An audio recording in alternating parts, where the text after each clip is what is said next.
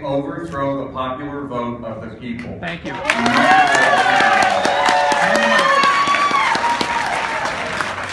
Yes, to my fellow Democrats, I think this is an important vote and would show an important sense of unity from even our Hillary Clinton supporters and delegates here. Super delegates, there are two main issues that I see and that played out in this campaign. And one is that when you start a race and the other side is 500 delegates ahead, that is not a fair race. Right. And I think that anybody, if you just think about what is fairness and due process, that is a very important issue in any campaign, regardless of who you're supporting. The other issue that I think is really important is a lot of the information that has come out since that we know that a lot of these super delegates are receiving funds from the campaign. And so that certainly, it gives the appearance of being improper. That some of these delegates who are senators in states where 70 and 80% of their constituents voted the other way, and yet they're still voting for the other candidate. Time, please. Those are issues of money that I think needs to be taken out of account. Yeah.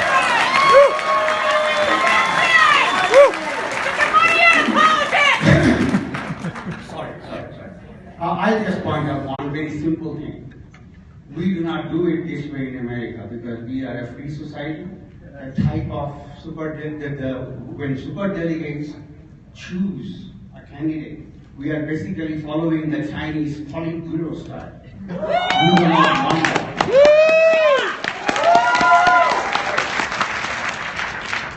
I think super delegates are just fine for the Republican Party. Let the Democratic Party follow the will of the people. Thank you. Thank you. Yeah, there we go. I just have one thing to say, Raj Fernando. And if you don't know who that is, you need to look that up. Especially the Clinton supporters. Luis Renteria, everybody. I think we all know that there's nothing democratic about super delegates. And if you are for super delegates, please do not call yourself a Democrat. Thank you. My name is Brendan Pearson. I'm a Congressional District 2 delegate. I find it deplorable that we have people already voting when I haven't even casted my vote yet. How is it that 400, 500 delegates are already supporting one candidate when I haven't even cast my vote on the floor? They don't cast their vote until I cast my vote, and I'm tired of the media, the corporate media, posting that Hillary has won the election already. Not a single vote has been cast yet. Right on, dude. Yep.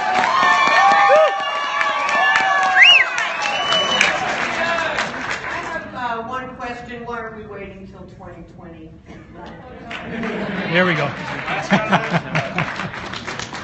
As a young voter, the reason why I talk to a lot of my friends and they decide not to vote is because they think that their voice doesn't matter, and they think that their voice has been artificially deflated due to circumstances beyond their control. And I try to ask them to please vote because their voice matters. But then when you have these large party elites telling you that your voice doesn't matter as much as these other so-called more experienced people, then it's hard to talk out of both sides of your mouth and try to encourage voter participation while at the same time artificially deflating. Thank you. Right on.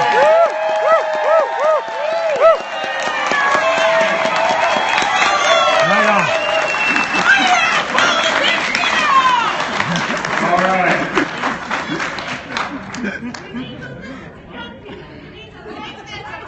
We just listened to her. Be quiet. 5 minutes on this side. We have any speakers lined up ready to go. Starting now. I'm Chuck Emily, and I've been active in this party, in this state, in this county since the 1970s. And those of you who may remember the 1970s may remember why the superdelegates were created.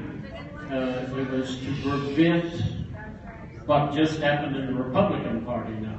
And superdelegates have absolutely nothing to do with the delegate count in this current Democratic primary. Quiet. Be respectful. You know, I take my smartphone and check on a daily basis what the delegate count is. And over a month ago, Democrats have smartphones.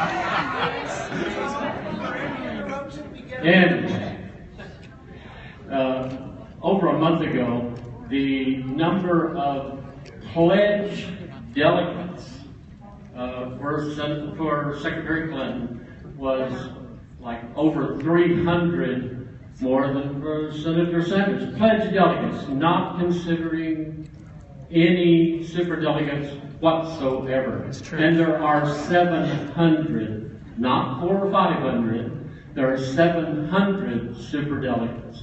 And they are elected officials, mostly congressmen and women and senators and honored party officials, like we have one living in our state, Fred Harris, who ran for president, was a senator from Oklahoma. Okay, that's 2 minutes. And, Next person.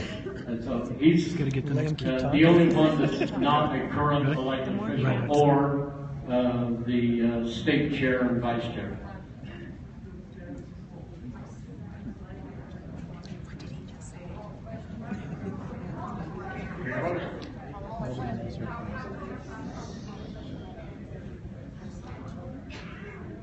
Entertaining motion to call the question. Call for the question. All in favor say aye. Aye. All those in favor of the motion as stated say aye. Aye. Opposed, same sign. No. It appears the ayes have it.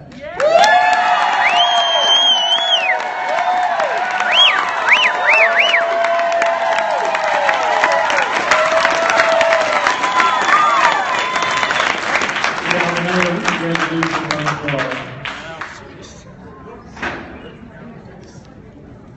Okay. Resolution number 2 reads as follows.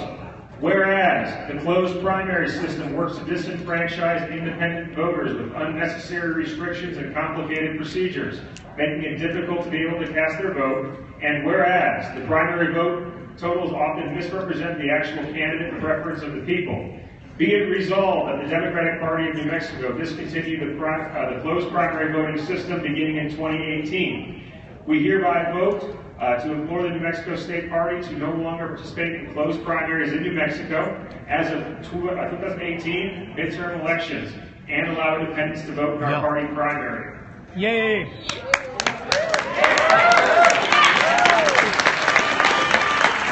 I heard the motion to call the question. All those in favor say aye. Aye. Opposed, same sign. The ayes have it. All we've done so far is vote on the question. We have not voted on the motion itself. The next is to vote on the actual motion. All in favor of the motion as stated, say aye. Opposed, same sign. No! The ayes have it.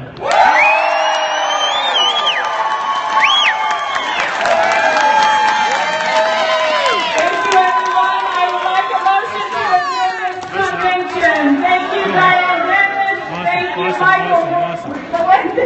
That was very cool. All those in That favor was of exciting. adjournment? That was like a real deal. I A real, need yeah. every single person who is elected as a national delegate to Awesome.